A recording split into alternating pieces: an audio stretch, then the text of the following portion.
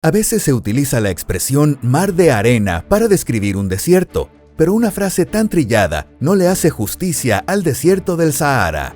Una descripción mucho más acertada sería un océano abrasador de arena ardiente, salpicado de islas de roca incandescente. Este desierto se extiende 5.700 kilómetros de oeste a este y 2.000 kilómetros de norte a sur. China tiene una superficie de 9.6 millones de kilómetros cuadrados y es conocida por ser el cuarto país más grande del mundo. Pero incluso todo su territorio cabría dentro del desierto del Sahara. El Sahara es el desierto de arena más grande de todo el planeta Tierra. Claro, eso contando únicamente las regiones que no son la Antártida, porque ningún otro desierto se le puede comparar a ese continente. Aunque la Antártida, como bien sabemos, no es un desierto en el sentido clásico de la palabra. Lo que normalmente llamamos desierto son zonas extremadamente calurosas, casi sin vida vegetal y con una sequía permanente.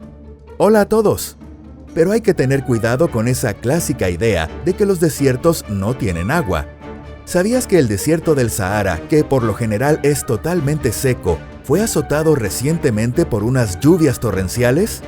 Bienvenidos, esto es Pangea. ¡Empecemos!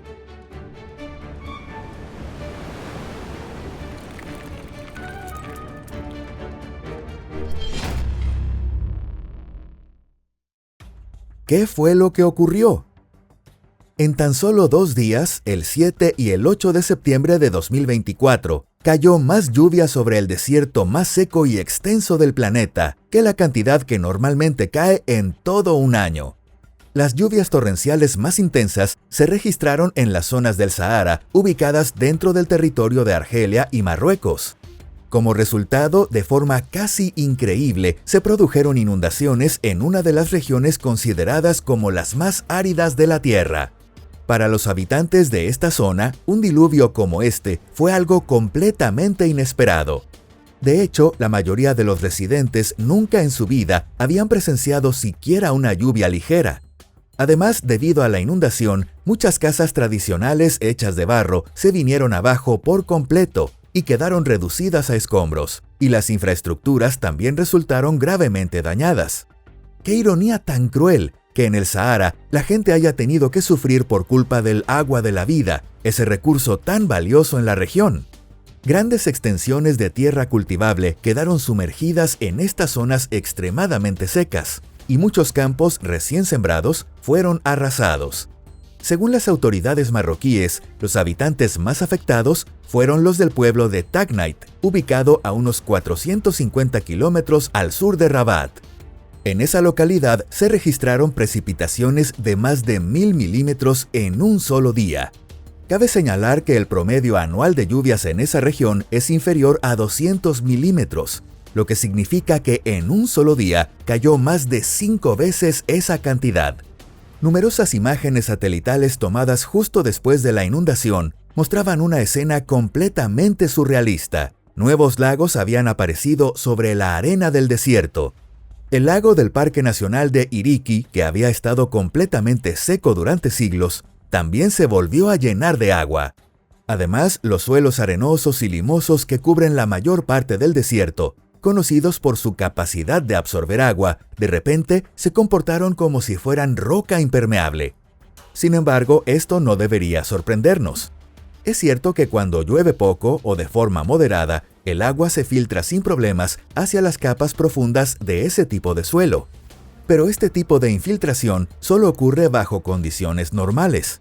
En cambio, las lluvias torrenciales compactan el terreno y acaban creando una capa natural impermeable ideal para la formación de lagos. Pero no debemos pensar que esto fue simplemente un fenómeno extraño y aislado que ocurrió en solo 2 días. En realidad, los días 7 y 8 de septiembre marcaron el punto culminante de un gran cambio climático, y no fueron un evento excepcional como la caída del meteorito que acabó con los dinosaurios. Probablemente los primeros indicios de este cambio climático inusual aparecieron cuando nevó localmente en el Sahara el 18 de febrero de 1979 y el 20 de enero de 2017. En su momento casi nadie prestó atención a estas anomalías, pero nunca deberíamos haber ignorado aquellas señales de advertencia. El primer indicio claro del inminente diluvio apareció en el verano de 2024. Según datos del Centro de Predicción Climática, CPC, desde mediados de julio, comenzó a observarse un aumento anormal de las precipitaciones en las zonas habitualmente secas del Sahara, incluyendo partes del Níger, Chad, Sudán, Libia y Egipto, y hacia finales del otoño, el volumen de lluvias ya era un 400% superior al promedio histórico. Según datos de Naciones Unidas, solo en Chad, alrededor de 1,5 millones de personas se vieron afectadas por estas lluvias extremas. Una de las áreas con mayor número de damnificados fue la región norte de las montañas Tibesti, situadas en pleno corazón del desierto del Sahara. En el norte de Nigeria, las inundaciones obligaron a cientos de miles de personas a abandonar sus hogares. Las lluvias torrenciales que causaron esta catástrofe también afectaron a Sudán, donde alrededor de 12,000 viviendas quedaron completamente destruidas. Y la situación de los habitantes locales se volvió aún más grave, ya que un año antes la región había sido sacudida por una serie de devastadores terremotos. ¿Cuál fue la causa? Los científicos aún no han logrado constituir una teoría única y coherente que explique el origen de estas inundaciones tan inusuales. Sin embargo, cada vez más expertos están convencidos de que el aumento de inundaciones en las regiones más áridas del planeta está estrechamente relacionado con el cambio climático a escala global. Aún así, el mecanismo detrás de las recientes inundaciones ya ha sido identificado y se cree que las lluvias intensas en el Sahara están directamente vinculadas con los huracanes del Atlántico. Estos huracanes se forman cuando las masas de aire que se desplazan desde la costa oeste de África se encuentran con otras que avanzan desde el hemisferio norte y el hemisferio sur, colisionando entre sí. El punto de encuentro de estas tres masas de aire se sitúa en la zona de convergencia intertropical, una franja que se forma cerca del Ecuador. En 2024, esta franja de convergencia se desplazó hacia el norte, acercándose al límite sur del desierto del Sahara. Según los científicos, este desplazamiento tan pronunciado de la zona de convergencia fue provocado por el cambio climático, más específicamente por el calentamiento global. Como consecuencia del calentamiento y de la liberación de carbono en la atmósfera, las temperaturas del agua del mar aumentaron, haciendo que el hemisferio norte se calentara más que el sur. Cabe destacar que este proceso ya había sido anticipado por los modelos climáticos. El desplazamiento de la zona de convergencia provocó una concentración de huracanes en las aguas cálidas del Atlántico, las cuales arrastraron nubes cargadas de lluvia más al norte de lo habitual, llevando precipitaciones hasta el Sahara. Según las proyecciones de los investigadores, la gran cantidad de lluvia que cayó recientemente sobre el Sahara provocará una evaporación masiva, lo que activará un ciclo hídrico local que podría volver el clima de esta región aún más lluvioso. En otras palabras, se trata de una especie de reacción en cadena. Cuando las actividades humanas liberan grandes volúmenes de gases de efecto invernadero, los océanos absorben mucho más calor. Como resultado, ese calor acumulado en el agua del mar impulsa las lluvias monzónicas hacia el interior del continente africano y más al norte, incluso hasta el desierto del Sahara. Para el año 2100, estos fenómenos podrían volverse tan comunes que ya nadie se sorprenderá si llueve en el Sahara. En la comunidad científica continúa el debate sobre si estos cambios forman parte de una variación climática natural o si son consecuencia de una transformación global unidireccional provocada por el ser humano. Algunos investigadores opinan que la respuesta más acertada se encuentra en un punto intermedio entre ambas posturas. Actualmente, un equipo de climatólogos está investigando estos fenómenos extremos en el Sahara como parte de un programa especial llamado IMERG. Tras analizar los datos satelitales del periodo comprendido entre el año 2000 y 2021, se descubrió que durante ese tiempo ocurrieron 6 eventos en los que cauces secos del Sahara se llenaron repentinamente de agua por efecto de la lluvia. En total, se registraron 36,000 episodios de lluvia de diversas intensidades en la zona del Sahara durante esos años, y alrededor del 30% de ellos ocurrieron en verano. ¿Podría el desierto del Sahara convertirse en un campo lleno de flores? Los climatólogos de la Universidad del Sur de California creen que los cambios en el clima del Sahara son consecuencia del calentamiento global y que se trata de un fenómeno de carácter unidireccional. Ellos insisten en que últimamente las inundaciones en el desierto del Sahara se han vuelto cada vez más frecuentes.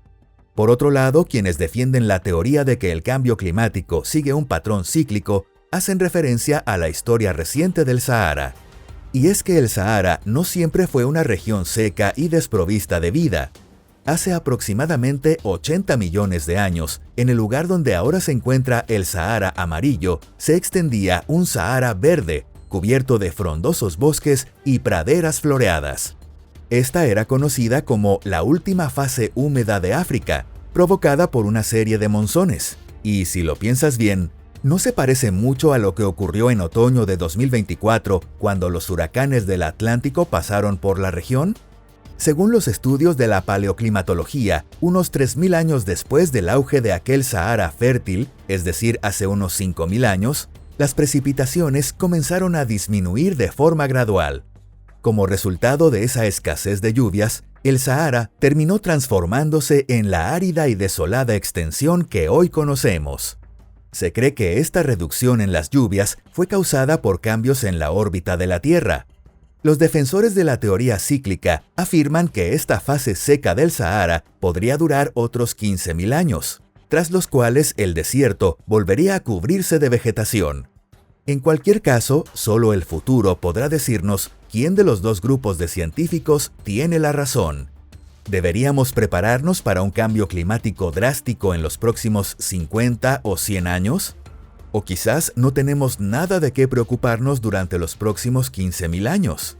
Pero lo cierto es que este aumento repentino de inundaciones en el Sahara no parece formar parte de un proceso cíclico lento y estable que se extienda por milenios.